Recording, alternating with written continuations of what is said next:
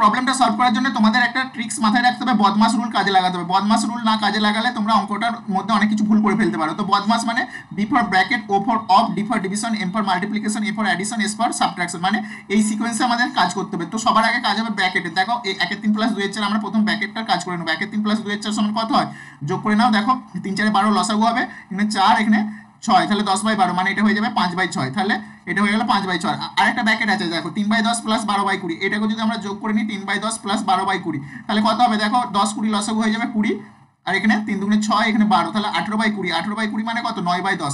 দেখো অঙ্কটা কত ইজি হয়ে যাবে। এখন দেখো 6 আমরা এটাকে যদি সাজিয়ে লিখে নিই 6/5 অফ, এটা পেয়ে গেছি 5/6 মাইনাস 5/6 অফ, আর এটা পেয়ে গেছি দেখো এটার মান পেয়ে গেছি এই যে এখানে পেলাম 9/10 মাইনাস 1/6। দেখো কত ইজি হয়ে যাবে। এরপর ক্যালকুলেট করবো, দেখো এখানে 6/5 5/6, অফের আগে কাজ হয়, দেখো এখানে 1 হয়ে যাবে।